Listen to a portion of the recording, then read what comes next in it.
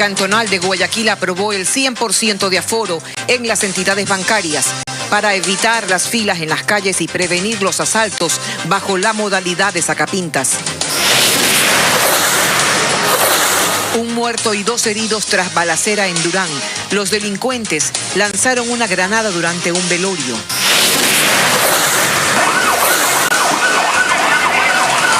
Explosiones y nerviosismo se vivieron en Puyo tras voraz incendio que consumió 16 inmuebles en la Plaza Roja. No hubo víctimas. La Asamblea en espera de que el gobierno remita la nueva propuesta de reformas tributarias. Las bancadas acogen positivamente que se haya dividido el proyecto de creación de oportunidades. La exasambleísta Karina Arteaga deberá enfrentar a la justicia por el caso Diezmos. Las noticias en Televistazo con Tania Tinoco y Gabriela Baer.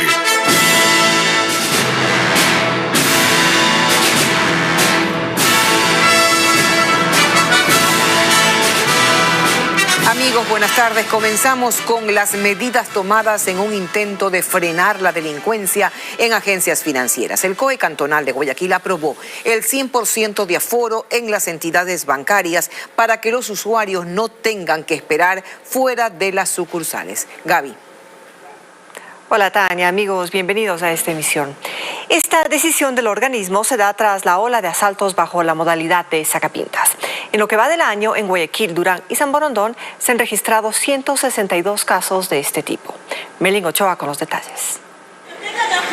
En el caso más reciente, la tarde de este jueves, delincuentes ingresaron a un centro comercial en el norte de Guayaquil y asaltaron a una mujer mientras hacía fila en el exterior de una entidad bancaria. Los antisociales, para huir, dispararon al aire. A las pocas horas, uno de ellos fue detenido. Este hecho fue el detonante para que el Comité de Operaciones de Emergencia de Guayaquil apruebe el 100% de aforo en todas las agencias bancarias del cantón. La finalidad es que los clientes no tengan que esperar fuera de la entidad y correr peligro. No sin antes también recordarles que las medidas de bioseguridad deben seguirse cumpliendo, es decir, el uso obligatorio de la mascarilla y el distanciamiento social en la parte interna. Pese a la medida del COE nacional la mañana de este viernes, en algunos bancos se veía una pequeña fila de usuarios. Como viene mucha gente, se aglomera, entonces hay que hacer cola afuera para poder ingresar. O sea, igual le tocó hoy día hacer cola. Me tocó hacer cola. En lo que va del año, en Guayaquil, Durán y San Borondón se han registrado 162 casos bajo la modalidad de sacapintas.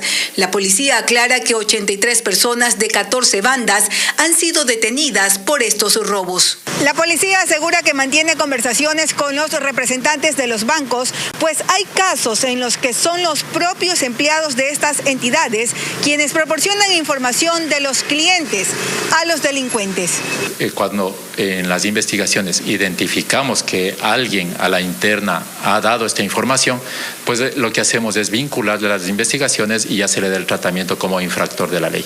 Por ahora, los empleados municipales acudieron a las distintas instituciones para notificar que los clientes deben ingresar a las instalaciones y no esperar afuera de los bancos. En un confuso ataque, delincuentes fuertemente armados asesinaron a una mujer e hirieron a 2 personas en el cantón Durán, provincia del Guayas. Además, momentos después, los antisociales arrojaron una granada en otra vivienda en la que se desarrollaba un velorio. José Alvarado con el informe. Este hecho se dio al finalizar la tarde de este jueves en el sector de Colinas del Valle, en Durán.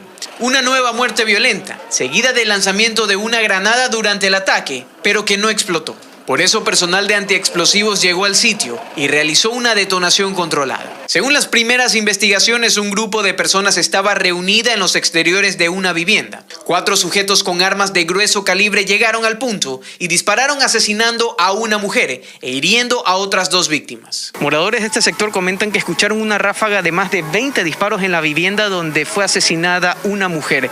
Pero luego de unos momentos los antisociales llegaron hasta esta vivienda donde se estaba realizando un velorio y aquí arrojaron una granada. Incluso los mismos vecinos creen que los delincuentes se habrían confundido en su objetivo. Pero parece que ellos pensaron que como vieron el grupito de gente, dijo aquí es el velorio. esa gente anda cegada. Entonces van y miran allá, se corrieron allá, vuelta regresaron por aquí mismo. La policía arribó a este sector durante este viernes y revisó la zona por si hallaban más indicios, como estos agujeros de las balas que se pueden observar en los vehículos al pie del domicilio, donde murió la mujer de 31 años. Luego habían cruzado justo por aquí, por la manzana 23, y se habían realizado lo que son varias detonaciones por las armas de fuego, y luego habían huido en un vehículo con rumbo desconocido. Varios ataques con este tipo de explosivos se han utilizado durante este año entre Guayaquil y Durán. Ahora las autoridades tratan de investigar por qué los delincuentes realizaron este ataque y contra quién iba dirigido. Guayaquil cumplió más de un mes de la intervención policial que busca frenar la inseguridad en la ciudad. Sin embargo, la delincuencia se desborda y la violencia se dispara, dejando una ola de sicariatos. Diego Cuenca nos describe los momentos de terror que se vivió este jueves, cuando sicarios mataron a 3 personas en menos de 8 horas.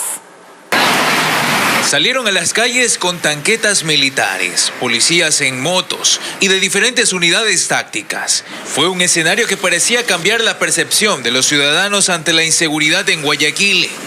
Pero el temor persiste. Con temor, donde quiera hay robo o lo que sea. Tengo que correr el riesgo, pues ya pues si me mata, ¿qué voy a hacer? Me toca que me peguen un tiro por robarme la plata, que es una bancaria. Ni un policía ve, jamás un policía ve. Así la intervención policial cumplió más de un mes y lo que se evidencia es cómo se disparó el número de asesinatos, porque de enero a octubre del año pasado hubo 290 muertes violentas, mientras que en el mismo periodo de ese 2021 ya son 502 crímenes en Guayaquil, Durán y San Borondón. Rodrigo Braganza, experto en seguridad, indica lo difícil que será combatir con la delincuencia. Siempre tendrás resultados infructuosos porque no va a tener el apoyo y el respaldo de la ley para que los delincuentes, para que los infractores, los narcotraficantes estén donde tienen que estar.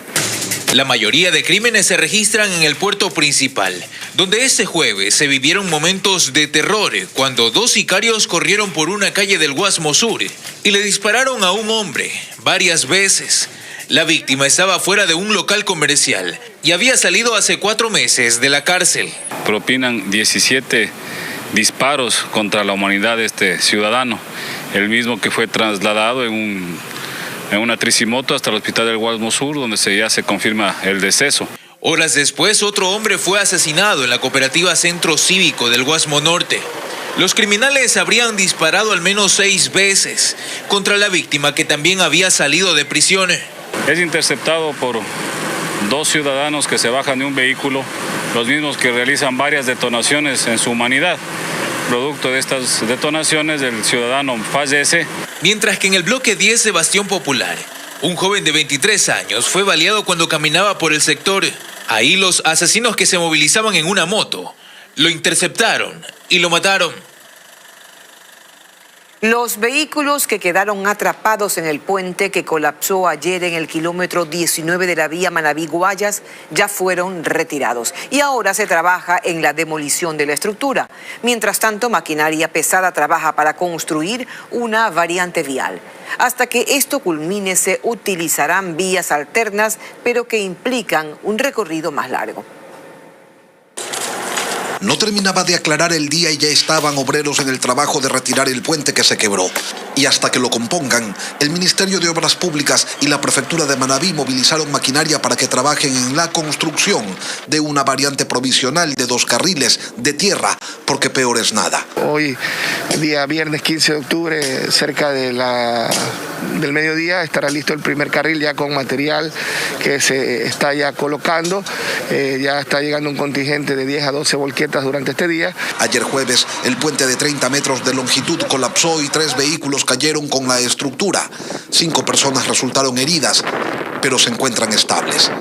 Hoy, en la vía se empezó a formar una larga fila de vehículos porque el paso está cortado y aunque hay rutas alternas, algunos conductores preferían esperar por si acaso terminaran pronto con la variante. Es la otra vía que sí se demora unos 15, 20 minutos más o media hora más, pero llegan con bien, o sea que vayan despacio. La circulación está abierta por las vías Jipijapa, Quimís, Colón y por la ruta del Espóndilus hacia Manta, pero los conductores señalaron que el estado de las carreteras en la provincia no es precisamente el mejor. Demasiado pésima. Pésima, está feo. La vía está demasiado fea. Siempre viajo yo por aquí, está fea. Del sitio donde se cayó el puente, los vehículos que quedaron atrapados fueron retirados. Lo que no se sabe es cuándo se construirá la nueva estructura, ni quién se encargará de ella. Y es que las variantes que se están construyendo serán útiles, pero mientras no llegue la temporada invernal. Los bloques de oposición al gobierno flexibilizan sus posiciones en la Asamblea y están dispuestos a debatir el nuevo proyecto tributario que anunció el presidente Guillermo Lasso. Las reformas serán enviadas nuevamente con el carácter de urgente en materia económica. Paul Romero nos informa. En la Asamblea existe expectativa por las nuevas reformas tributarias que anunció el presidente Guillermo Lasso tras el fracaso del proyecto económico urgente devuelto hace una semana por el Consejo de Administración Legislativa. Ayer en una sesión del CAL, de manera informal, dialogué sobre este tema y la apertura del CAL se calificará con el informe de la UTL, se dará los 30 días, si es que viene como económico urgente, a la Comisión de Régimen Económico y irá a primero y segundo debate. El proyecto de ley con modificaciones será remitido nuevamente por el Ejecutivo con el carácter de urgente, es decir, que la Asamblea tendrá 30 días para tramitarlo. ¿Por qué urgente? Dentro del déficit fiscal que heredamos del correísmo y del morenismo, algo para que este país pueda salir adelante. Con las reformas tributarias del proyecto original, el gobierno pretendía recaudar más de $700 millones anuales. Se contemplaba una contribución al Estado a las personas con ingresos superiores a los $2,000 mensuales. Esa tabla sería modificada. Los bloques de oposición al gobierno dicen estar dispuestos a debatir el nuevo proyecto. El presidente está hoy en una actitud de cumplir con los requisitos para que esa ley ingrese a la Asamblea. Ha manifestado también que ha hecho algunas correcciones en el tema laboral, en el tema tributario, en el tema de inversión. Rechazaremos lo que tengamos que rechazar y apoyaremos lo que tengamos que apoyar, y siempre el diálogo será enmarcado en ese sentido. Además de las reformas tributarias, el Ejecutivo anunció proyectos de ley en lo laboral y de incentivos para inversiones. Karina Arteaga en un caso más de los denominados diezmos. También se llama a juicio a su asistente, pero se sobreseyó a su esposo en cuyas cuentas se depositaba el dinero. La defensa de las víctimas analiza acciones. Jacqueline Rodas con los detalles. El juez nacional Walter Macías llamó a juicio a la exasambleísta Karina Arteaga, acusada de concusión, es decir, de abusar de su cargo para exigir dinero a sus subordinados. Según el magistrado, existen videos, peritajes y más pruebas sobre al menos 4 ex colaboradores que le entregaron dinero o que dan cuenta de que esta práctica era común en su despacho. También se llamó a juicio en calidad de cómplice a la asistente de Arteaga, pero no a su esposo, en cuyas cuentas se depositaban las cuotas. La defensa de una de las víctimas mostró su inconformidad con ese sobreseimiento. Vamos a ejercer, como digo, las acciones legales que la ley nos compete para poder determinar que efectivamente uno de los cómplices y cooperadores en este delito fue también y es también el esposo de la ex asambleísta. Ahora el caso irá a un tribunal para el juzgamiento y sentencia de Arteaga y su asistente. Se señale día y hora para que se evalúen todas las pruebas que ahora se han convertido en pruebas, los indicios, y que advierta a la actual Asamblea de estas prácticas que son habituales en la Asamblea Nacional para que no sigan dándose las mismas. El abogado de la ex asambleísta no acudió de forma presencial a la corte, estuvo vía telemática. Luego de la audiencia lo buscamos para conocer su reacción al llamado a juicio, pero hasta el momento no hemos podido contactarlo. Seguimos informando. En El Puyo, un cantón de la provincia de Pastaza, en el oriente ecuatoriano, se registró un incendio que destruyó 16 inmuebles. Los afectados buscan rescatar de las cenizas y escombros algunas pertenencias, como nos cuenta nuestra corresponsal Johanna Duche. Momentos de terror vivieron los habitantes de Puyo en la provincia de Pastaza ante el voraz incendio que se registró la noche de este jueves. Las llamas se propagaron en minutos entre locales y viviendas ubicados en el sector de la Plaza Roja, una zona comercial de la ciudad.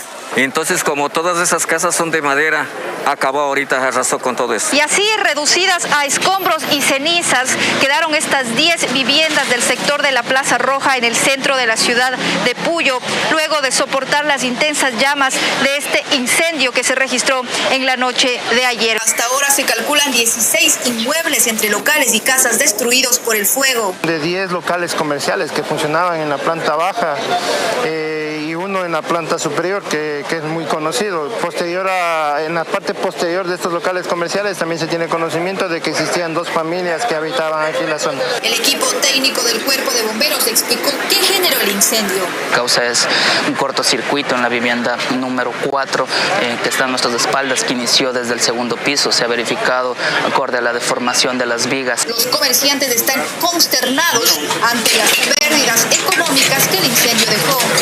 Nosotros que llegamos, esto ya fue bárbaro, esto ya no tuvo sentido, fue desesperante. Ante todo, la suma de 10 años, de ley que sí había un promedio por ahí de unos 45, unos 55 mil dólares. Por ahora los afectados buscan entre los escombros con la esperanza de encontrar algo que se haya librado del fuego.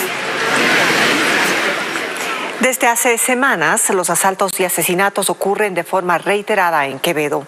El aumento de muertes violentas en esta zona tendría que ver con disputas entre bandas luego de la matanza de 119 reos en la penitenciaría, de acuerdo a las autoridades. Según José Carlos Alvarado, viajó hasta esa localidad de Los Ríos y nos preparó un informe. Pasan los días y en Quevedo se siguen contando los hechos violentos producto de la delincuencia. Los reportes de asaltos y muertes violentas han golpeado sobre todo a los taxistas de este cantón. Algunos de ellos detallan que es por la naturaleza de su trabajo, cuyos horarios se extienden hasta la madrugada, pero creen que hay más inseguridad que nunca. Se vienen aquí en moto, uno está en su vehículo, tiene que estar en el interior, vienen las motos y le sacan armas y les van robando. En Quevedo se ejecutan operativos en los que se requisan vehículos y buscan que también se respete la ordenanza de prohibición de circulación de 2 hombres en moto. El objetivo de estos operativos es reducir los índices de delincuencia no solo en Quevedo, sino en todos los ríos. Sin embargo, el número de muertes violentas se ha convertido en un fenómeno de preocupación para las autoridades en esta provincia. Mientras que hasta esta fecha, pero de 2020, en toda la provincia de Los Ríos se contabilizaron 76 muertes violentas. Durante este año la cifra asciende a 126 según la policía, es decir, 50 asesinatos más. William Martínez, jefe provincial de la policía, señala que el aumento de estos crímenes tiene que ver con retaliaciones luego de la masacre de 119 reos en la penitenciaría de Guayaquil. Tuvimos la alerta, 2 muertes violentas en Quevedo, en donde fueron identificados 2 de ellos como parte o miembros de la organización de los choneros. Y por ahí va una retaliación entre bandas con lo acontecido en la cárcel, en la penitenciaría, en cárcel electoral. Otro de los delitos que ha aumentado en los últimos meses es el de robo de vehículos, por lo que las autoridades continúan analizando la situación para enfrentar la ola delictiva en Los Ríos. Los asaltos a locales comerciales continúan en Guayaquil. Esta vez una pareja irrumpió en un salón de belleza ubicado en el norte de la ciudad y robó las pertenencias de los asistentes. La policía detuvo a 2 implicados y aquel atraco quedó grabado en cámaras de seguridad. El robo ocurrió en un salón de belleza ubicado en la ciudadela La Garzota, en el norte de Guayaquil. A eso de las 2:30 de la tarde, una pareja tocó la puerta del local, se hicieron pasar por clientes e ingresaron al establecimiento, donde estaban 2 trabajadoras y una clienta. De pronto, el hombre saca un arma de fuego de la cartera de su acompañante. La clienta que era atendida intentó cubrir su teléfono con el brazo, pero fue en vano. Mientras el señor nos amenazaba con la pistola, la chica nos revisaba. O sea, nos quitaron teléfono, nos quitaron dinero, efectivo a la clienta. En el local se llevaron dinero, como 150, algo así. Se les llevaron 3 celulares, dinero en efectivo y la tranquilidad. Una vez que nos atracaron, nos hicieron meternos en el baño. Horas después, la Subdirección de Investigaciones de Delitos contra el Derecho a la Propiedad, SIDPROVAC, detuvo a un hombre y a una mujer como sospechosos del atraco. Serían la mujer que aparece en el video y otro hombre, no el de las imágenes, sino quien los esperaba afuera en este carro en el que escaparon, que también fue retenido. Las dos personas poseen antecedentes penales por robo, por las mismas causas, las cuales ya habían sido sentenciadas anteriormente. Se les encontró los celulares y relojes de las personas que habían sido víctimas del robo dentro de la peluquería. Mientras continúan tras la pista del tercer asaltante, un nuevo robo a un local comercial que se suma a los más de 500 casos que se registran en lo que va del año en Guayaquil, Durán y San Borondón. Continuamos en Televistazo. Hoy fueron allanadas las bodegas de la Coordinación de Salud de Manabí. 3.000 dosis de insulina y otros estupefacientes desaparecieron y por ello la Fiscalía inició una investigación a 5 funcionarios de la dependencia. Es el segundo allanamiento en esta semana a una institución pública de la provincia, como nos cuenta Karen Ceballos. Esta vez fueron las bodegas de la Coordinación Zonal de Salud de Manabí y Santo Domingo de los Áchilas las allanadas por personal de Fiscalía y Policía. En estas dependencias ubicadas en Puerto Viejo, los agentes pidieron documentos y los teléfonos celulares de 5 funcionarios. Se investiga la desaparición de medicinas, algo que fue reportado durante el mes pasado. La misma coordinación puso una denuncia por la pérdida de 3.100 insulinas y 744 clonazepam. Estamos verificando los valores porque nos dan un valor de $2.50 cuando en el mercado cuestan 14. Si fuera $14, más o menos el perjuicio sería unos $50.000. Vía telefónica, la coordinadora de salud, Leonor Zambrano, confirmó que pidieron la intervención de entes de control tras detectar los faltantes. Incluso no solamente se puso la denuncia en la Fiscalía, sino que también se ha solicitado la investigación por parte de la Contraloría General del Estado. Se ha puesto en conocimiento también del ARSA por el tipo de medicación que fue sujeto de hurto. Hace un mes, en Puerto Viejo fueron allanadas las oficinas administrativas del Hospital Verdi Ceballos Balda, dentro de la investigación por presunta falsificación de firmas en un proceso contractual. Esta semana hubo un procedimiento similar en las dependencias del MIES y ahora en la Coordinación Zonal de Salud. En otros temas, el COE Nacional confirmó 730 nuevos casos de COVID-19 registrados en el país. Aunque esta situación no está considerada como una nueva ola, las autoridades advierten que se trata de un ligero repunte. María Gabriela Carpio nos amplía. Las alertas están encendidas y por eso desde el COE Nacional temen un nuevo rebrote, porque los contagios siguen apareciendo. Tuvimos un reporte de alrededor de 730 casos, de lo que las últimas semanas habíamos tenido alrededor de 400. Se ve un ligero repunte, no hay una ola, pero no queremos que haya un rebrote importante. Las personas que se complican siguen siendo los mayores de 65 años. Lo que advierte que si la situación empeora, podrían retomar disposiciones más severas. Este rebrote puede causar la clausura, el cierre de muchas actividades como son la vuelta progresiva a clases, el transporte interprovincial, el comercio. En los hospitales de Guayaquil, la situación por COVID-19 también ha variado en estos días. Así lo dice el doctor John Cuenca, médico intensivista. Hace 2 semanas casi no teníamos pacientes, o sea, no había pacientes hospitalizados. Y en consultorio había poquísimos, casi nada. Y ahora, hoy casualmente he visto 3 pacientes con COVID y uno de ellos requiere hospitalización también. Se han confiado porque tienen las 2 dosis y estoy viendo pacientes, tanto vacunados como no vacunados, que se han vuelto a infectar.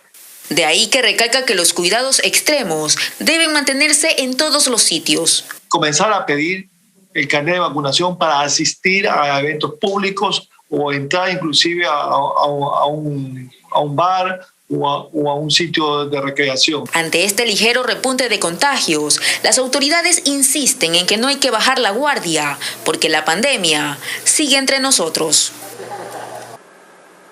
Continuamos con más información. El proyecto de ley laboral será enviado a la Asamblea el próximo mes.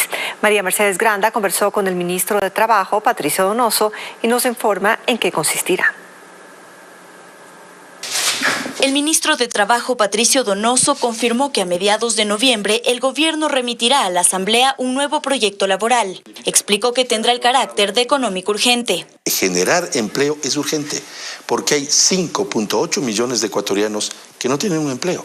que están desempleados, subempleados o viven en informalidad. El secretario de Estado comenta que el documento tendrá cambios. Por ejemplo, se elimina el artículo que obligaba al trabajador a indemnizar al patrono cuando exista terminación de contrato por diversas causales. Porque ese error tiene que ser reparado y el gobierno, con mucha decencia y honestidad intelectual, manifiesta que ha sido un error que se debe corregir. Debió haberlo corregido la Asamblea a través del debate. También se elimina del proyecto la modificación del reparto de las utilidades que pretendía entregar el 15% sin tomar en cuenta las cargas familiares. Se mantendrá el 10% para los empleados y el 5% a sus cargas familiares. Conservarán la sanción contra los empleadores que trasladen a sus empleados del actual Código del Trabajo al nuevo cuerpo legal. El trabajo que debe hacer la Asamblea es precisamente debatir los proyectos y mejorarlos. Para eso es el debate. Esperan con la aprobación de esta ley generar 2 millones de plazas de trabajo en los próximos 4 años. 22 ecuatorianos han sido reportados como desaparecidos en lo que va del año en su intento por llegar a Estados Unidos de forma irregular. Una cifra que es casi el doble de lo registrado en 2020. Con imágenes de Unción TV, William Young nos muestra la historia de la familia de uno de ellos que desesperada busca ayuda del gobierno en su búsqueda. Juan Pablo Chillogalli tiene 38 años. Su familia en Azuay está desesperada porque no tienen noticias de él desde hace meses. Lo único que saben es que desapareció al intentar cruzar la frontera entre México y Estados Unidos. Y ruego a Dios y a las autoridades que ayuden a buscar a mi hijo. Emprendió su viaje el pasado 8 de abril y con su esposa el último contacto lo tuvo hace 4 meses. Ese día que iba a salir era un sábado, un 11 de junio, que tuvimos la última conversación y nos dijo que si Dios quiere y si Dios permite, entre martes o miércoles nos estará llamando si ya llegaba, pero realmente eso nunca llegó. Según la organización 1-800 Migrante, en lo que va del año ya se reportaron 22 casos de compatriotas desaparecidos en la peligrosa travesía hacia Estados Unidos. 2 de ellos fallecieron en el intento y otros 2 fueron hallados por patrullas fronterizas. William Murillo representa a este colectivo de ayuda a migrantes. Varios de ellos no han querido que se haga público, los familiares no quieren el estigma, no quieren las preguntas, no quieren la crítica y prefieren literalmente sufrir en silencio. Y esta cifra de 22 desaparecidos es casi el doble de los 12 reportados el año anterior. ¿Por qué desaparecen? Puede ser que el guía se pierda en el desierto. Puede ser que se acabe la batería del GPS que utilizan para poder ubicarse. Literalmente están poniendo en riesgo su vida. Mientras tanto, en la pequeña parroquia El Valle, al sur de Cuenca, la familia de Juan Pablo no pierde la esperanza de encontrarlo con vida y pronto recibir esa llamada con buenas noticias. Así es, pero esta noche a las 19 horas habrá más información en Televistazo Estelar. Hasta entonces, un abrazo.